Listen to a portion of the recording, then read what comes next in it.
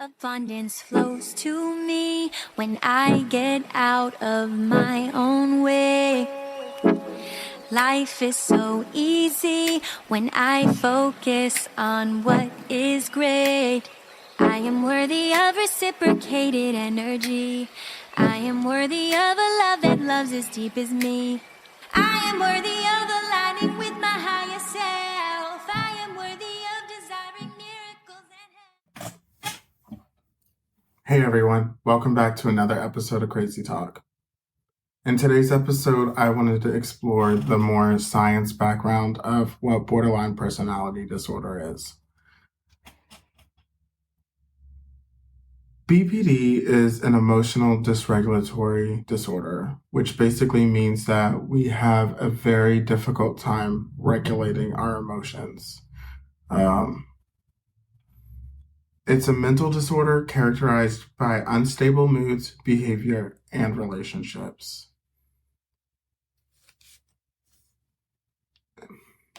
Now, borderline personality disorder is very, very easily misdiagnosed. I went through many diagnoses before I arrived on this one, but that's because it covers such a wide range of symptoms.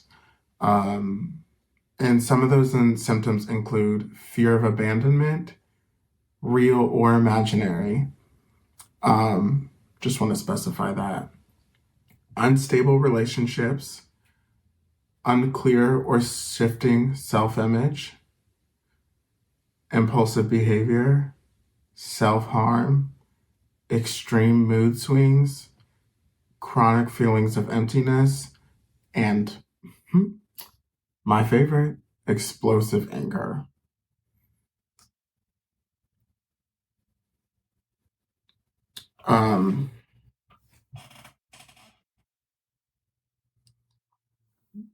After doing some research, I read that these symptoms tend to start showing up in your adolescence. And for me, I think I started showing symptoms around 12 or 13. So that's on spot. It's typically caused by childhood trauma. There is some beliefs that it is passed on and genetic. I think, and it's my personal opinion. I'm no scientist. Like, who the hell am I? Just from my personal experience, I don't think it's hereditary, but I think it can be more of a learned behavior. Because if you have your mother and your parental figures displaying these symptoms and they're teaching you how to, live in this world, you're thinking, this is it. This is how I'm supposed to act. So you're picking up those behaviors and you learn those patterns, and lo and behold, there's the connection. Grandmother, mother, daughter, son, everybody learns it. That's just my 2 cents on that.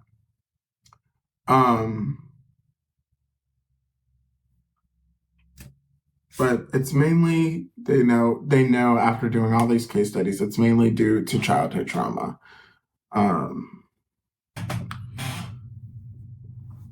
Okay, so let's kind of dive into these symptoms. So the first one I wanted to dive into is our unstable relationships. People with BPD have a tendency to do this thing called splitting. And that's it. I'm so glad that I found out what that was, because I honestly had no idea what I was doing. I thought I was justified, but because those feelings were so intensely, but in reality, it's not real. So what is splitting? Splitting is when it's basically, we see things in black and white. So when we're happy, we are freaking on cloud 9. So I'm gonna take my relationship, for instance. I love my partner with all my heart. And there is a baseline.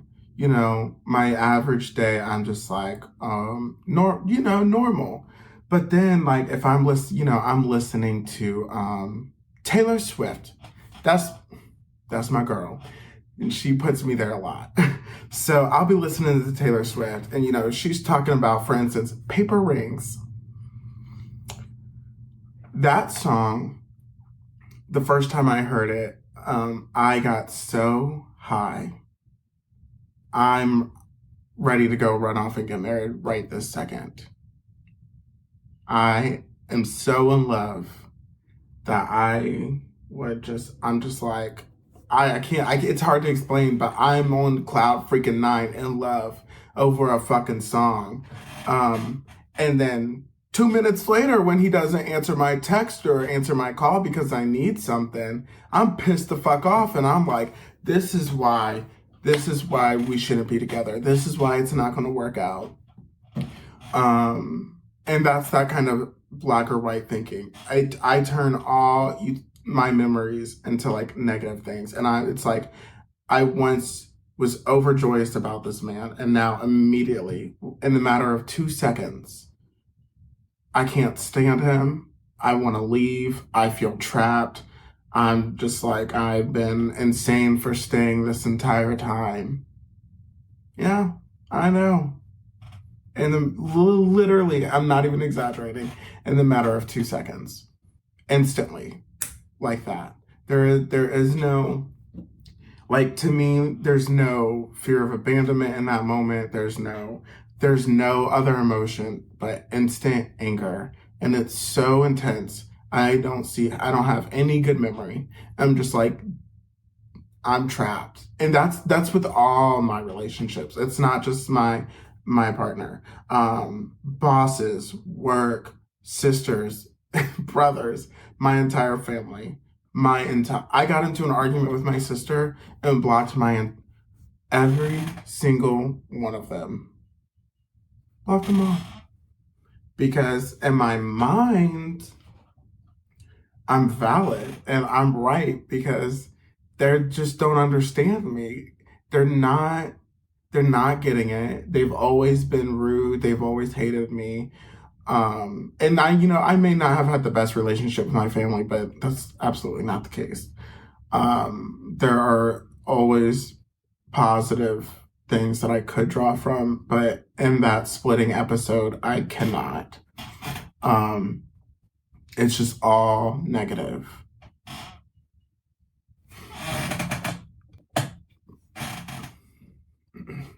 So for me, that's the main reason for my unstable relationships. My instant ability to disconnect and cut people off. I guess you could say I would say that does also stem from my fear of abandonment, because, growing up, anytime I was in an argument, I got into an argument or disagreement with my family, I was shipped off. Mental hospitals, group homes, to other people's houses, every time. So, I learned to overcorrect, and I cut people off before they have a chance to leave me. That is still one of my biggest struggles. I'm working on it, but it's very, very, very difficult. I can't wait to share with you this upcoming episode where we actually discuss. I have someone coming onto the show who I had an episode with and just cut them out of my life. So make sure you follow me so you don't miss that episode. But yeah, so that's my experience with unstable relationships.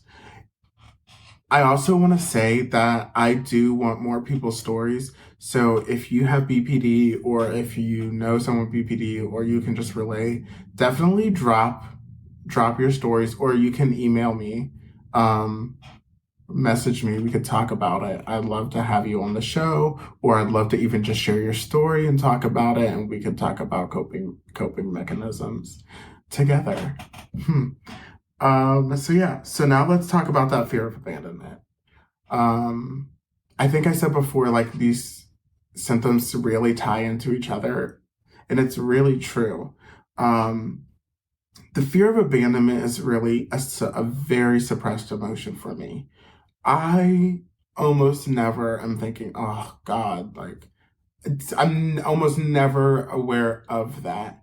Now I can be, but like, that can mask as anger, sadness. It can mask as a lot of stuff. Because you just suppress it. You don't just go talking about your abandonment issues. No one talks about that. That's a sign of weakness, and it's weird, right? Well, I say no. Now let's talk about that fear of abandonment.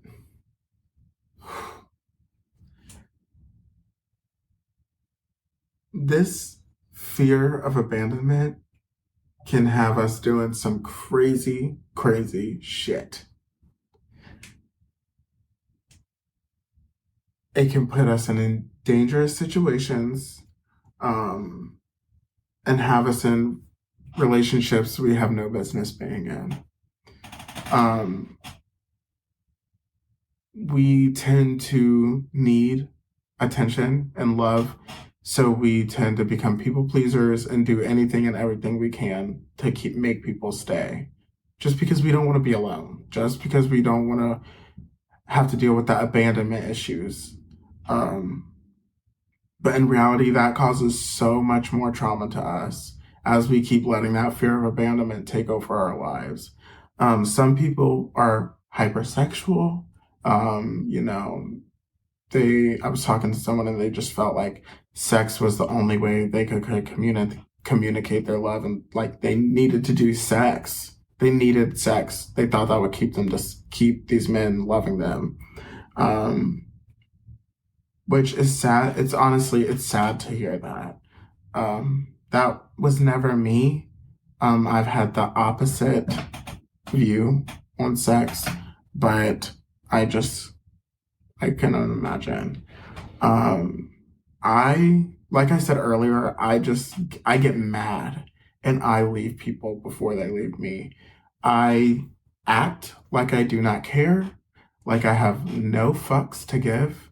But then you can ask my fiance. You can ask Chris.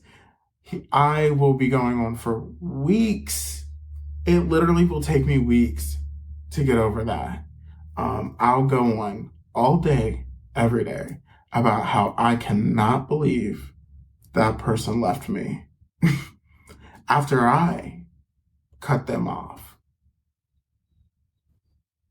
But in my head, it's just like, they're just easily being like, okay, fuck it. So in my head, it's like they didn't care. But in reality, I shouldn't be blocking these people and telling them I don't want to speak to them again. You can't push people away and then be mad that they're not there. That is a very hard thing I have had to learn. I'm still learning it. Well, I'm still working on accepting that, I should say. I know it, but accepting it and practicing it is a totally different story. Okay, so the unstable sense of self. This can be seen as like, we often feel guilty or ashamed of ourselves. We view ourselves as a bad person. It can also be seen as just having no idea who the hell you are.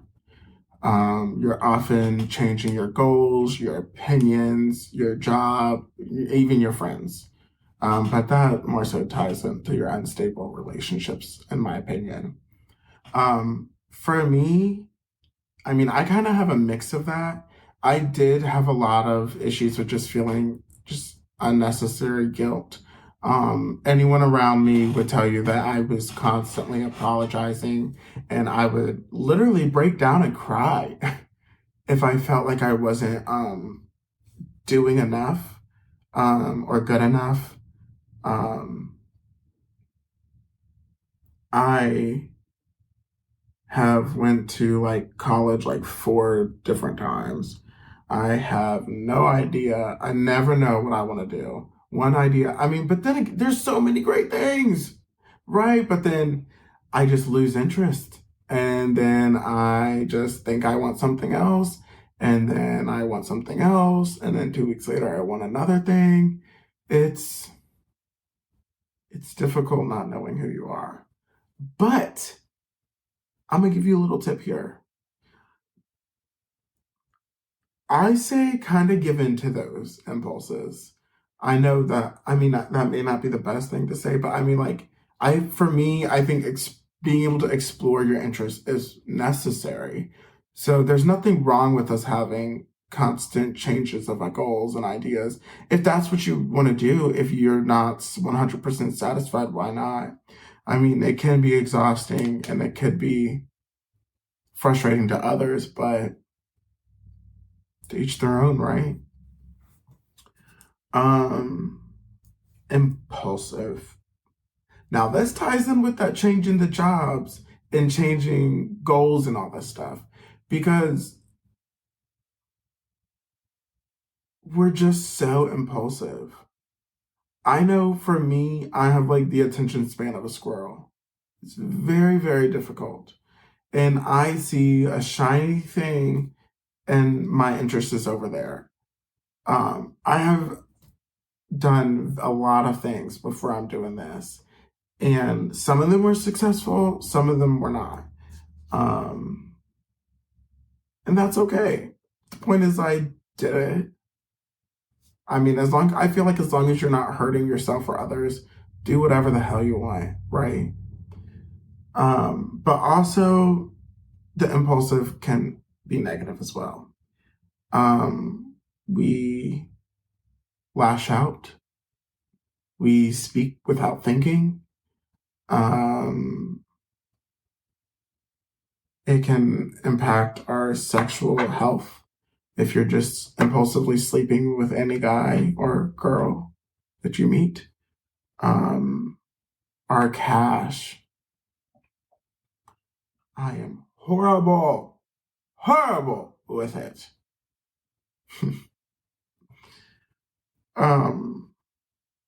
Yeah. Now, the extreme mood swings. In Jennifer's story, she touched on this about how you can go from, happy to anxious, then depressed to like rage. The point is, you're feeling all these symptoms so fast, and so intensely.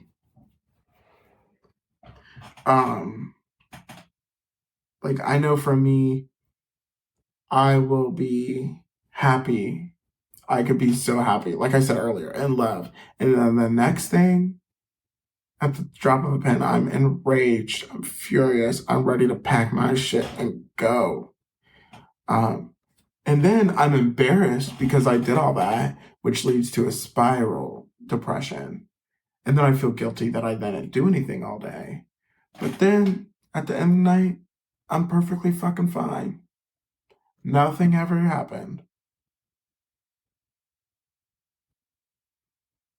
Now, this is my biggest one. Explosive rage. Again, this ties into the other symptoms.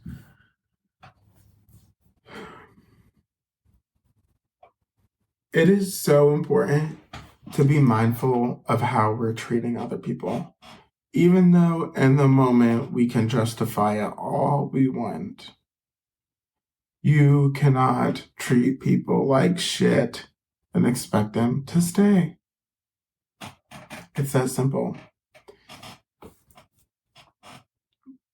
Being able to control your anger is a vital tool for this journey. It was my most difficult one. It's my most difficult symptom to conquer. I'm still working on it, but I by far come a so far from where I was. Growing up, I used to be so angry, I would punch holes in the wall. I would be fighting my brother, my mom, my grandmother.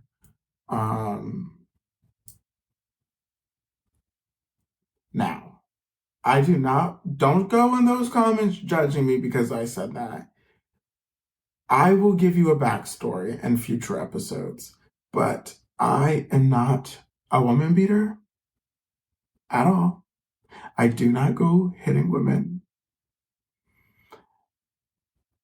When we get triggered, we tend to explode.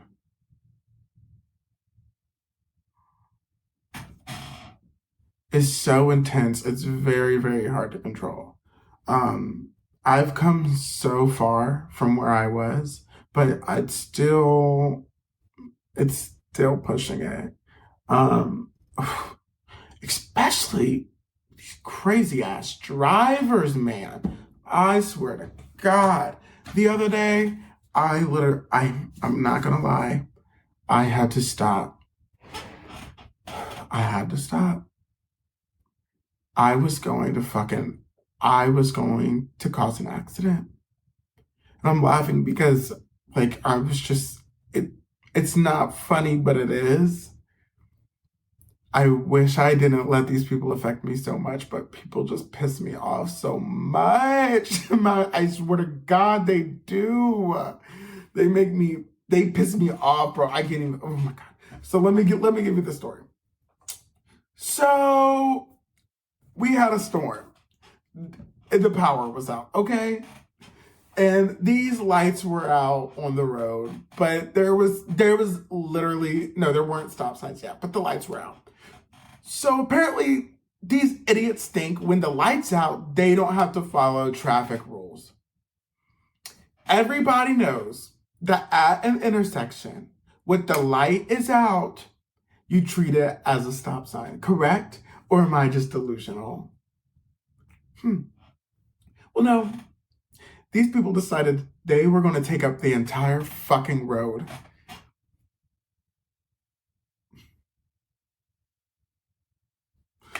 I'm feeling it again. I'm feeling it again. They decided they did not give a fuck about me, the people behind me, or the people on the other side. They was just going to sit. They weren't even going anywhere. They were sitting and blocking the middle of the road. Okay? So I'm like, fuck, what am I supposed to do? So I'm waiting. And then this lady behind me decides, fuck me. And she zooms around me. Like, because I was about to cut somebody off. Like, I had no choice. Y'all was being dicks. I got to cut somebody off. So I was going to drive up and get up there. But she goes and cuts me off. So I'm like, oh, hell no. Bro. I was determined I was going to cut this bitch off. I was. So I drove up on the side of the road and we were like this. We were literally like this.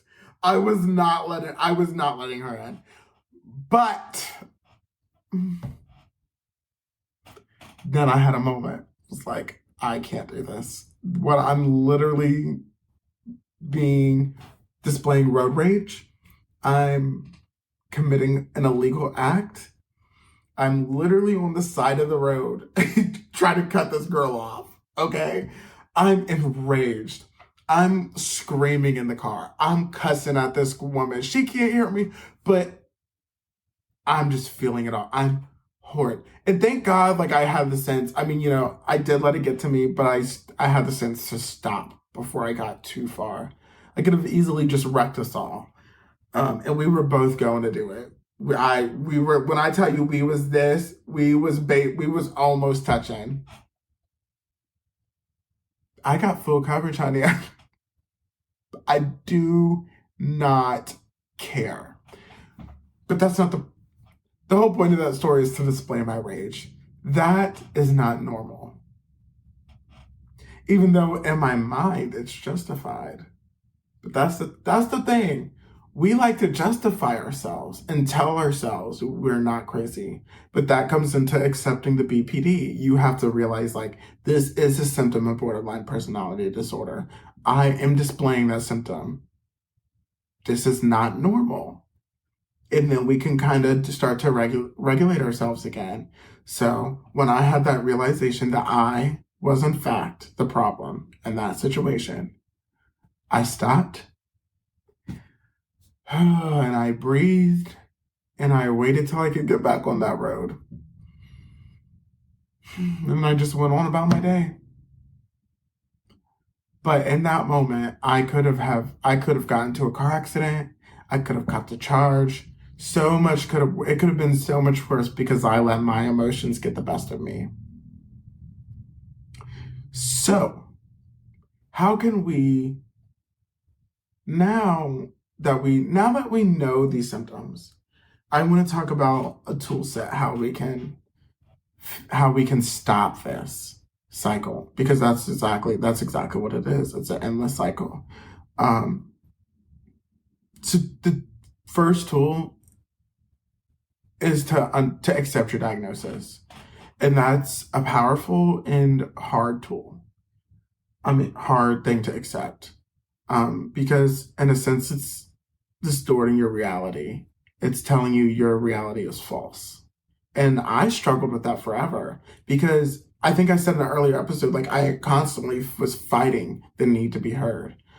I needed people to understand me. Like, I knew I was right. I was deeply hurt. Like, my pain was real. Why could you not see it? But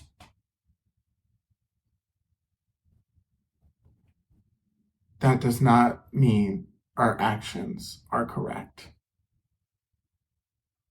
When people tell us we are overreacting, we are, in fact, overreacting. Even no matter how much you justify it. That's the thing. That's what we do. We justify it. So, take a moment. If you are feeling angry, so once you accept that,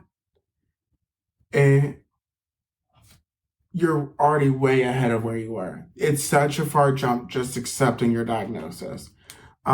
Because then you can start to fix it. You can start to work on it and learn your patterns, which brings me to step 2, self-awareness. You need to know yourself, honey.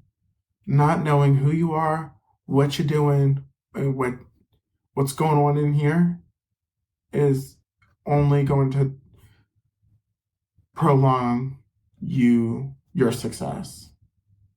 It's just going to put it off, delay it. It's going to delay your success and your progress. So it's very important to stop diving into those relationships, take a moment, and be by yourself. I know it's scary, but you got this. And it's so important for your mental health. It's so important for your personal development. It's key, really, to know yourself.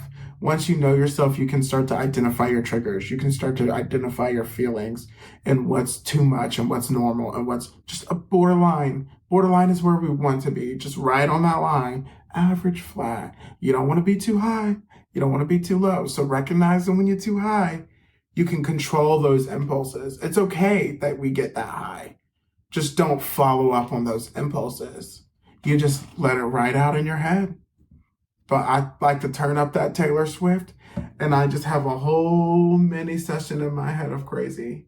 I do. And it's good and it's healthy, because then I'm not bombarding other people with that. And nonsense is what it is, because I don't feel that way 10 minutes later. So yeah, understand yourself, learn yourself. 3, set boundaries.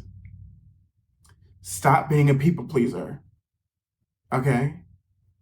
That is only throwing gas in the fire. You doing everything for everybody is only going to hurt you and fuel your fear of abandonment, because I know, for me at least, I expect me out of everybody, and that's not possible. That's just not possible. unless they have borderline personality disorder, but they're just feeling crazy with crazy. But so stop expecting you out of people. Learn to be okay with just yourself and learn to accept what people are offering. That's it. You can't change people. You can't be mad that they're not meeting your expectations for what you need. You cannot be mad that these people are not meeting your needs. Only you're responsible for that. And once you accept that, life changing. So don't wait for people. If you're like me and don't have that support, I said this in Jennifer's episode too. Do not wait for people. Just go do shit on your own. It's the most, for the first time in my 25 years, I went to a restaurant by myself. Oh my God, I'm 26.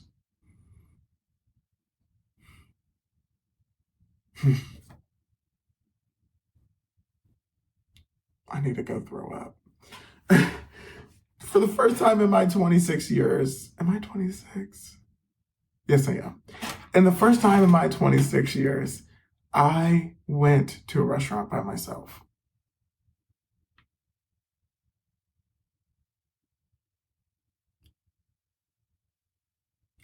You don't know me yet, but that is a big, big deal. I used to not even be able to go up to the cafeteria at school by myself.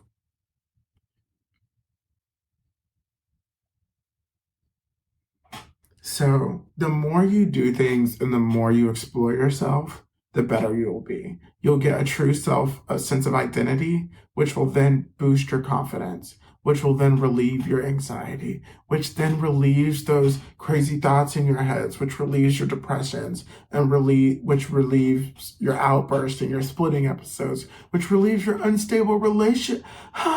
You see how it all is just flowing? Now, I'm not pretending like I have it all. I am by far not there.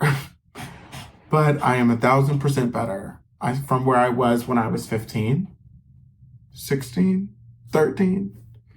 I have a house. I mean, I rent it, but I have it. I am engaged. I have been in a relationship for 4 years.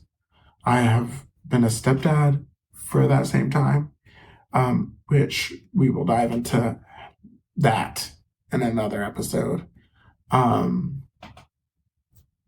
So the point is, I've been able to maintain a healthy relationship for 4 years, but I will say that is largely due to finding the right person because who has enough patience to deal with me, because I do still have episodes and I do still have my outbursts. But now instead of punching walls and stuff, I go for a drive. I listen to Taylor Swift. I put my headphones on and I blast her until I am in a happy mood, which has a 99.99% success rate. So that's my medicine that I recommend for you. It's just so upbeat and deep, so you can, feel good about those sad emotions you're feeling. Anyways. So that was the tip. I don't know right now. Yeah, I think that's all I have for today. I hope you enjoyed listening. I hope you enjoyed listening to me. If you did, please like and follow the podcast or the YouTube channel. And let me know your thoughts and opinions in the comments. Bye, y'all. Abundance flows to me when I get out of my own way. Life is so easy when I focus on what is great. I am worthy of reciprocated energy. I am worthy of a love that loves as deep as me. I am worthy of the